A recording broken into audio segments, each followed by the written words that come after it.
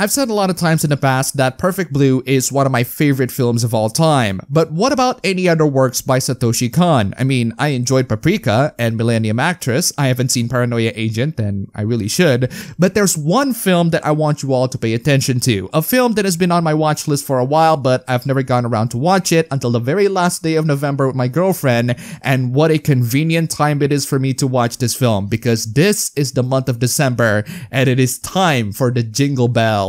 This is Tokyo Godfathers, a Christmas comedy film from Satoshi Kon. What's next? A Three Stooges Christmas special by David Lynch.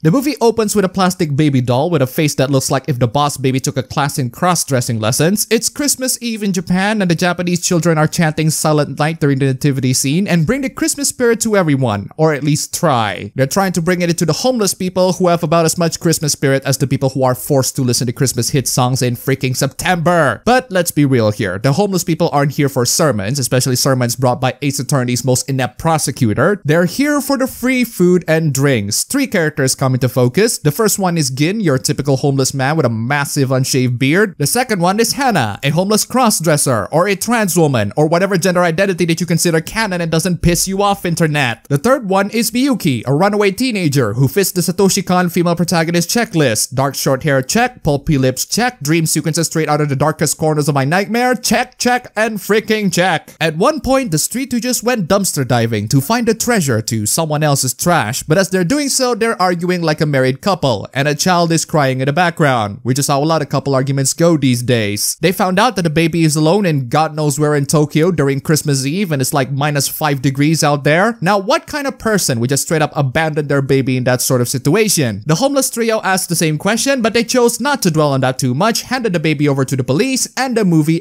no, it doesn't. As expected, the homeless trio ended up really caring about the baby and forming an emotional connection to her, a baby that they'll eventually name Kyoko, but to quote Mike Wazowski, once you name it, you'll start getting attached to it. Now put that thing back where it came from, or so help me. No, seriously, put that baby back. But they didn't do so, which leads to tons and tons of shenanigans happening between this and the final act. And the best way to describe all of those shenanigans is a never-ending Christmas miracle. Either that or a bunch of really convenient coincidences. This is a radically different movie that Satoshi Kon directed. He's the kind of guy you go to if you want some psychological horror, or the kind of experience where you can't really tell if what you're seeing on the screen is real or not, like 99% of Twitter. Giving him the duty to make a Christmas comedy is like giving anime fans the duty to stop using the Padoro meme during Christmas. I just can't believe that they're going to pull it off. But I'll be damned. The Mad Lad has pulled it off. Satoshi Kon, I mean, not anime fans. This is far from a psychological horror. This is actually a lighthearted comedy that was loosely based from a Western book. I mean, it's only fair that he does so, especially when his diehard fans are putting him as a victim of Hollywood plagiarism. But I won't really put Satoshi Kon in any higher standards when nearly all of his films are either adapted from something or based off of something. In this case, the film is loosely based on a book called The Three Godfathers, which has been adapted several times as well. And thank you, Wikipedia. The fact that Ice Age borrowed from the same source material is something that I can't unthink of. Strangely enough, the one film that Tokyo Godfathers remind me of so much is actually Jingle All the Way, the Arnold Schwarzenegger flick where he plays a dad that tries to give his entitled son Darth Vader, no seriously, a Turbo Man doll and the hijinks that ensure during the process. I have a soft spot for Jingle All the Way. It's one of those films that I can definitively say is a guilty pleasure of mine. I enjoyed it when I was a kid and I have very fond memories of it, but I can never bring myself to say that it's a good film. The same thing cannot be said to Tokyo Godfathers.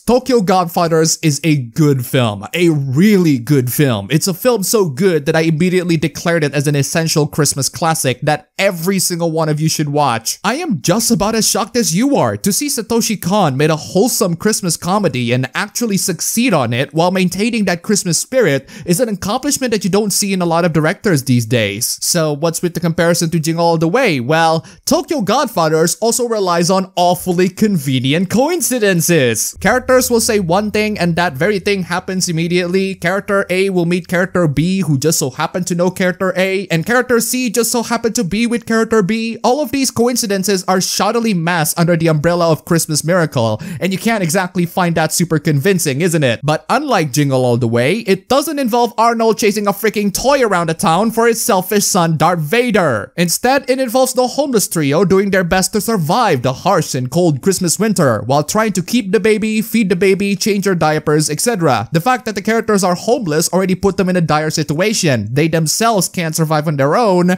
let alone with a freaking baby, so there are infinitely more stakes at hand. The homeless trio are the main focus of the film, and this film would have been absolute garbage if the three characters are unlikable and unpleasant. Well, they are technically very unpleasant in the sense that they smell god-awful, but that is one of the benefits of modern entertainment, in that you don't have to scratch and sniff what it would be like sitting on a train with them. But beneath all of the smelly clothes and having about as much shower as your average Smash Bros player, these three characters are actually very good people. They are very good people trapped in an unfortunate situation, which leads them into dumpster diving and arguing like a married couple while dumpster diving. What really shocks me is the amount of time the film gives to the backstories of each character, showing precisely in how they end up being homeless in the first place. It gives them a lot of depth and nuance while adding the necessary drama to contrast the film's more comedic moments, especially the ones involving them. They are all naturally woven into the story and given enough time for us as the audiences to care for them, or at least about as natural as Christmas miracles get. At the end of the day,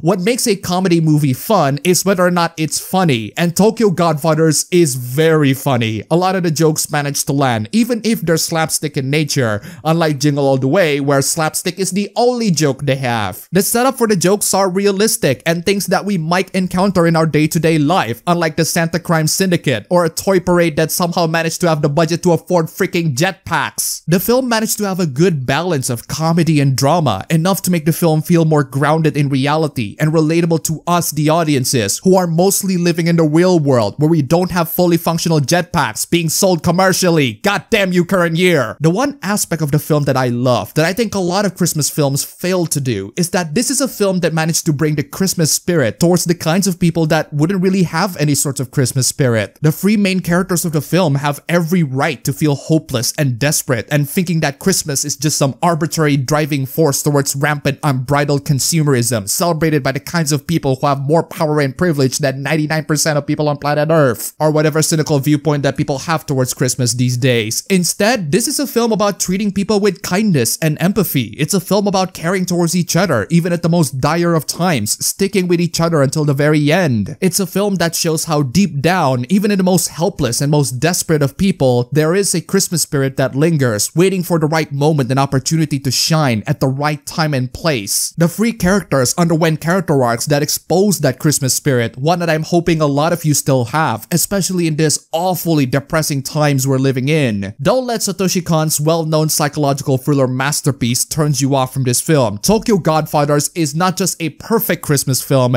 it's a perfect film in general. It's a film that successfully encapsulates the spirit of Christmas, focusing on the perspective of people who are unlikely to have that spirit to begin with. It's a shockingly lighthearted film with enough comedic slapstick to make things fun and interesting, enough drama to ground us into reality and make the characters relatable, and enough contrived coincidences, Christmas miracles, to make things even more hilarious. If you haven't seen this film, do yourselves a favor and see it. It's a Christmas miracle of epic proportions, and I highly recommend it during this not so wonderful times.